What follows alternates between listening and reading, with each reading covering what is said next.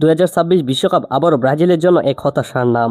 কোটি কোটি সমর্থকদের স্বপ্ন ভেঙে দিয়ে রাউন্ড অফ 16 থেকে বিদায় নিতে হয়েছে 5 বারের বিশ্ব চ্যাম্পিয়নদের। মাঠে শেষবাসী বাজতে দেখা যায় হতাশাজনক খেলোয়াড়দের এবং কান্নায় ভেঙে পড়া সমর্থকদের। আর ঠিক তখনই ব্রাজিলের এই দুঃসময় নিয়ে মুখ খুলেছেন ব্রাজিলিয়ান কিংবদন্তি স্ট্রাইকার রোনালদো নাজারিও।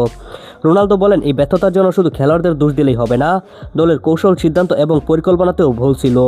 তার মতে ব্রাজিলের মতো দলের আরও সাহসী ফুটবল খেলা উচিত ছিল। কিছু ম্যাচে কোচের সিদ্ধান্ত প্রত্যাশা মতো পূরণ করতে পারেনি, আর গুরুত্বপূর্ণ মুহূর্তে দল নিজেদের সেরাটা দেখাতে ব্যর্থ হয়েছে।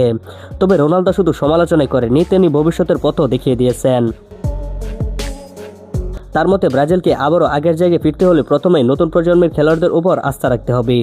শুধু বড় নামের উপর নির্ভর করলেই চলবে না, যারা ক্লাব ফুটবলে দারুণ খেলেছে তাদের জাতীয় দলে নিয়মিত সুযোগ দিতে হবে। রোনালদো আরও মনে করেন, আধুনিক ফুটবলে মিডফিল্ডই ম্যাচ নিয়ন্ত্রণ করে, তাই সৃজনশীল ও পরিশ্রমী মিডফিল্ডার তৈরি করা এখন ব্রাজিলের অন্যতম বড় লক্ষ্য হওয়া উচিত। পাশাপাশি রক্ষণভাগেও স্থিতিশীল ফিরিয়ে আনতে হবে, কারণ বড় টুর্নামেন্ট জিততে হলে শক্তিশালী ডিফেন্সের কোনো বিকল্পই নেই। এদিকে কোচ কার্লো আনচেলত্তির উপরেও এখন বিশাল দায়িত্ব। বিশ্বকাপের ব্যর্থতার পর তার সামনে সবচেয়ে বড় চ্যালেঞ্জ হলো একটি নতুন ব্রাজিল গড়ে তোলা।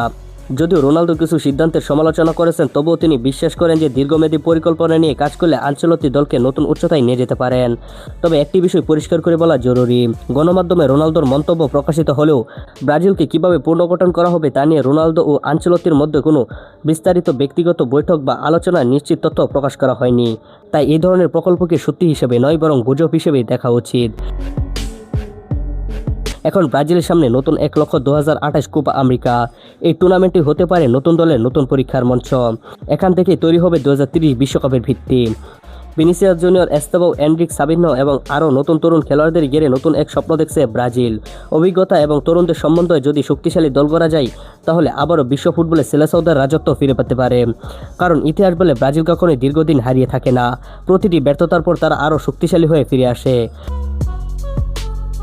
এখন দেখার বিষয় রোনালদো নাজারিওর পরামর্শ এবং আনচেলত্তির পরিকল্পনা এবং তরুণদের প্রতিভা, এই তিনের সমন্বয়ে ব্রাজিল কি সত্যি 2030 বিশ্বকাপে আবারও বিশ্বজয়ের পথে ফিরে আসতে পারে কিনা? তো আপনার কি মনে হয়, ব্রাজিল কি আবারও বিশ্ব ফুটবলের সিংহাসনে ফিরবে? আপনার মতামত অবশ্যই কমেন্ট করে জানাতে ভুলবেন না, এবং অবশ্যই আমাদের চ্যানেলটিকে সাবস্ক্রাইব করে ভিডিওতে একটি লাইক করে যাবেন। তো আজকের মতো এই পর্যন্ত, সবাই ভালো থাকেন, সুস্থ থাকেন, দেখা হচ্ছে একটি পরবর্তী ভিডিওতে। আল্লাহ হাফিজ।